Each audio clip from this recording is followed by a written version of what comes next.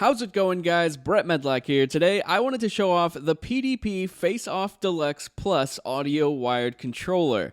That's a pretty long name. But anyway, this is easily one of my favorite controllers, and I actually already did an entire video, a full review on this controller. However, today I wanted to go over the faceplates that are available for this controller, which is another one of the many awesome features of this controller. I'll probably just use my old video just so I can give you guys my thoughts on it in this video as well. But today I mainly wanted to focus on these faceplates, which I really love. Hopefully the lighting is not that bad. But yeah, I'm a really big fan, and as you can see, I already changed one of them. This used to be a purple camo cover, and it's very simple just to take it off and make it this awesome Pokemon one. So let's just go ahead and jump right in. I'm going to show you guys how to do this. Okay, now we're fully unboxed with this red camo controller and this awesome gold-plated Zelda one, which I'm really excited to have. It's actually really simple. You don't need any tools or anything. You can simply just take this off with your fingers. If you want, you could probably use something like I don't know, like a little knife or something, but honestly, it's really easy to take off. And I gotta say, I was an idiot the first time I took this off because I thought you had to take off this faceplate as well to put in the analogs, but you don't. You can actually just pull them off without taking that off. So I felt dumb whenever I did that, but luckily it's even easier than I thought it was. Now, I'm not going to change the sticks because as you can see, these black ones came with it, so I don't really need to change them into black ones. But this Pokemon one I did have to change because they're white and they look like little Pokeballs, which is really awesome. Just gonna slap this on here and it looks like a totally different awesome controller. Oh yeah, that was satisfying. Look at that. Beauty. Simple. Literally seconds, and now it looks like a totally different, awesome Zelda controller. That's how simple it is.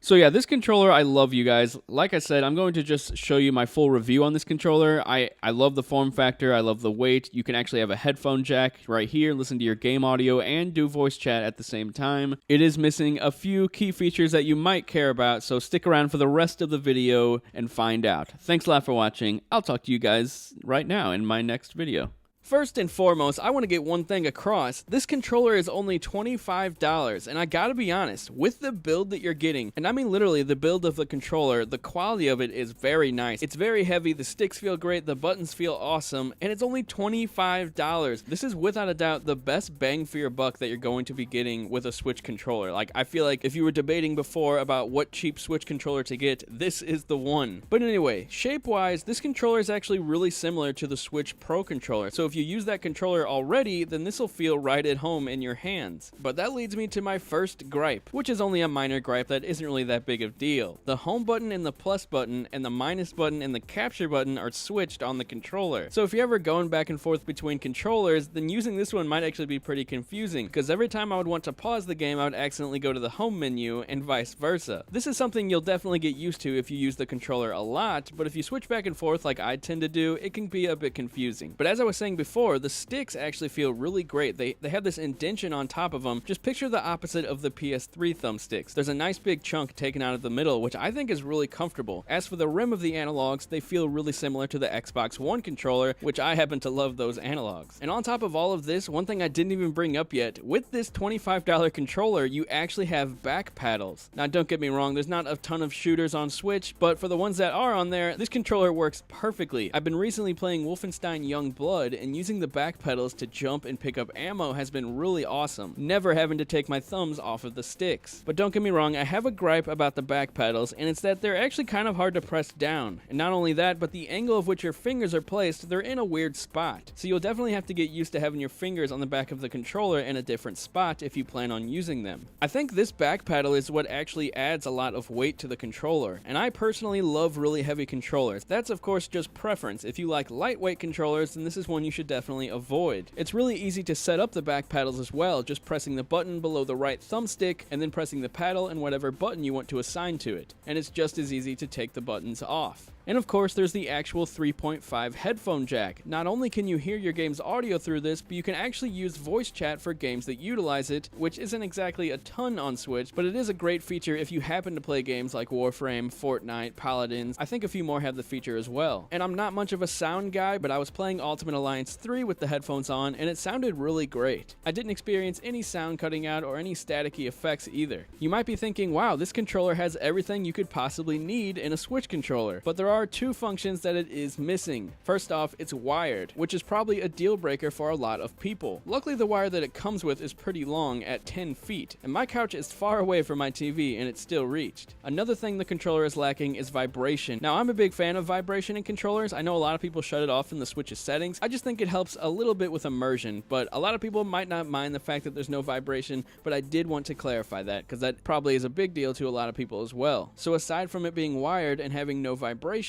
this is actually my favorite third-party Switch controller that I've reviewed so far, and I've reviewed quite a bit on this channel, and the fact that it's only $25 and the build quality feels really nice is absolutely insane. So be sure to let me know what you think about this controller. Do you plan on picking it up? Have you always wanted a headphone jack in your Switch controller? Be sure to let me know everything down in the comments section below. Thanks a lot for watching, guys. I'll talk to you later. Wow.